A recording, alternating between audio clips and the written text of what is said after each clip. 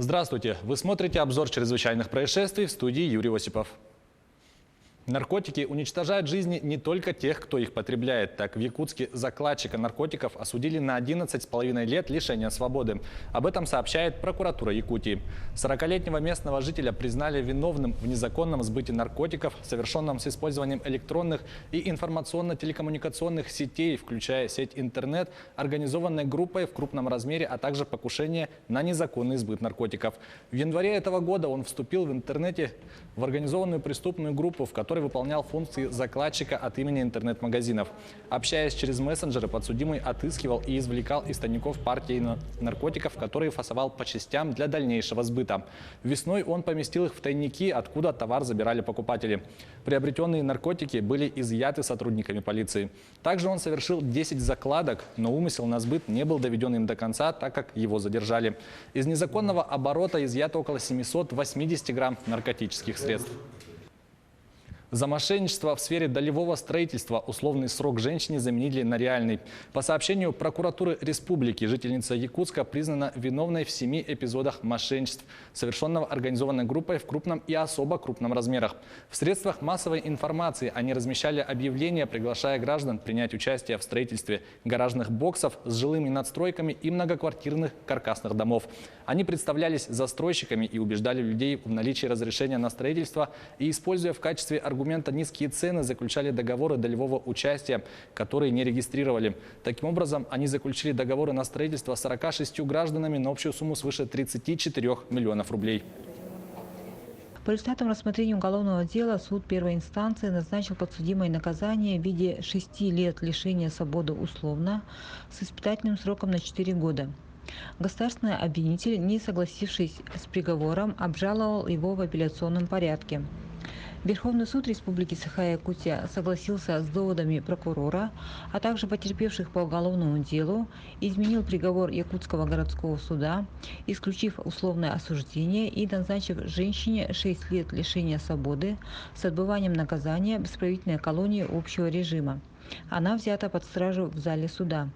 Гражданский супруг женщины ранее осужден судом по части 4 статьи 159 Уголовного кодекса Российской Федерации к 10 годам лишения свободы. Неосмотрительность и доверчивость сыграли злую шутку с пенсионером из Якутска. Мужчина позвал в гости малознакомых людей, а утром обнаружил, что его обокрали.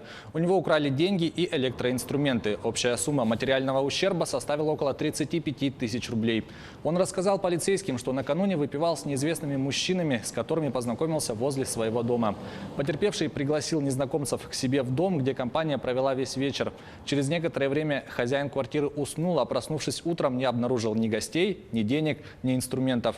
Подозреваемым оказался 25-летний мужчина. Он признался, что сразу заприметил деньги и инструменты. Дождавшись удобного момента, он совершил кражу и ушел.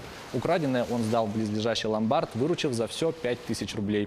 Теперь ему грозит до 5 лет лишения свободы. Тайфун Хагибис, обрушившийся в субботу на Японию, унес жизни по меньшей мере 33 человек. Многие еще числятся пропавшими без вести. Затоплены огромные территории, сотни тысяч домов остались без электричества. Подробности в следующем материале. Япония приходит в себя после сильнейшего за 60 лет тайфуна. Хагибис обрушился на северо-восточное побережье островов в субботу, принеся огромные волны, проливные дожди и шквалистый ветер. К воскресенью он ослаб до тропической депрессии. Сообщается о 33 погибших и около 200 пострадавших.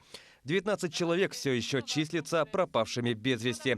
В пострадавшие регионы направлены тысячи спасателей и военных. В префектуре Нагано стихия привела к обрушению дамбы. Вода хлынула в населенные пункты. 500 000 домов остались без электричества. Огромные территории оказались затоплены. Железнодорожное сообщение прервано. Около 800 авиарейсов отменены. Из-за сильного повышения уровня воды в реках дома местами просто смывало с берегов. Из-за наводнений тысячи людей вынуждены были провести ночь во временных убежищах. В зоне бедствия оказались и пригороды Токио. Первый этаж нашего дома полностью затоплен. Мусор плавает повсюду. Однако для жителей низин угроза еще не миновала. По словам синоптиков, они могут пострадать от новых наводнений. Власти называют Хагибис самым сильным тайфуном с 1958 года. Тогда стихийное бедствие унесло жизни свыше 1200 человек. Это была рубрика «Чрезвычайные происшествия». Берегите себя и до встречи в эфире.